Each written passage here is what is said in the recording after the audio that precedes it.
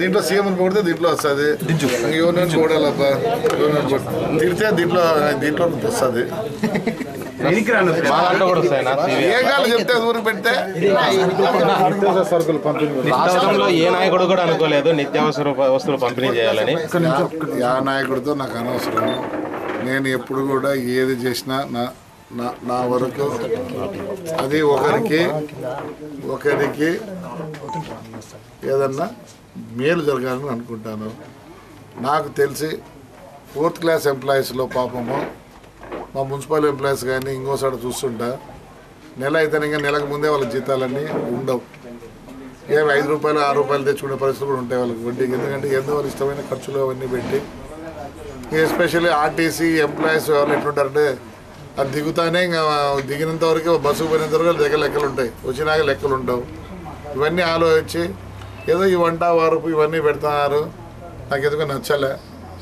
ఇప్పుడు కావాల్సినది వాళ్ళకి జీతాలు నెల నుంచి జీతం కనీసం ఒక 25 రోజులకు మనం భత్యం ఇస్తే ఇంట్లో భార్య పిల్లలన్నా తింటారనే ఉద్దేశంతో వేరే విధంగా వేస్ట్ చేయకోకుండా ఇది పెట్టినాము అంతవరకే. కానీ నేను ఎప్పుడు కూడా కొద్దిగా ఆలోచిస్తాను, ఏదైనా కానీ దుర్వినియోగం కాకూడదు, డబ్బులు మంచి సక్రమైన దీనికి ఉపయోగించాలనుకునేవాడిని. కాబట్టి నాకు ఈ ఐడియా వచ్చింది. నేను రోజు జీతం లేకుండా పాపం అవస్థపడుతున్నాను.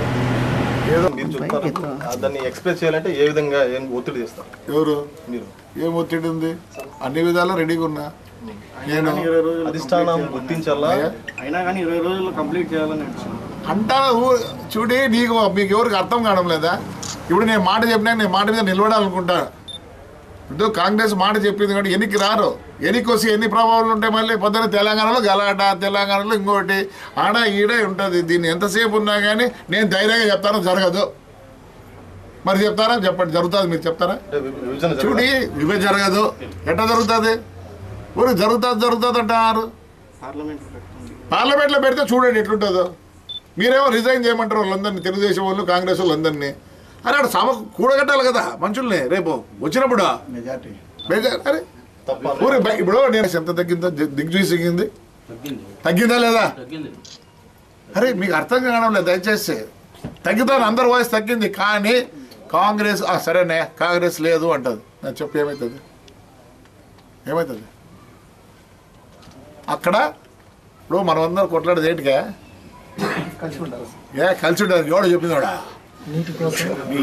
హైదరాబాద్ కోసం ఏం లేదా? హైదరాబాద్ కోసమే ఏంటి నీకు తెలంగాణ ఎవరికి తిక్కుడు ఉన్నట్టున్నాడు. ఇది కాకపోతే అది నీకు లేదా? వీళ్ళకి 2 పెడతా ఉన్నవాడు. కరెక్టేనా? ఇప్పుడు ప్రజలతో మళ్ళీ చెలగాటం ఆడి ఏం చెలగాటం కాదు. నువ్వు చూడే ఆ జెండా పట్టుకొని నువ్వు మాట్లాడొద్దు. నువ్వు జెండా తీసి మాట్లాడు నాతో. నీకు జెండా ఉందిలే. నీకు అజెండా లేదు కానీ జెండా ఉంది. నీకు ఆ జెండా ఉందిలే. నువ్వు చెప్పొద్దు, మాట్లాడదు. ఇవ్వద్దు. ఎవరే ఫస్ట్ చేసింది సంతకమా? ఫస్ట్ సంతకం చేసింది ఎవరు? ఆయన ఆ పొద్దు అయితే వాళ్ళతో కలుసుకుంటే మనకు సీట్లు వస్తే మనం నేను సీఎం అయితే అని చెప్పి సంతకం పెట్టాను.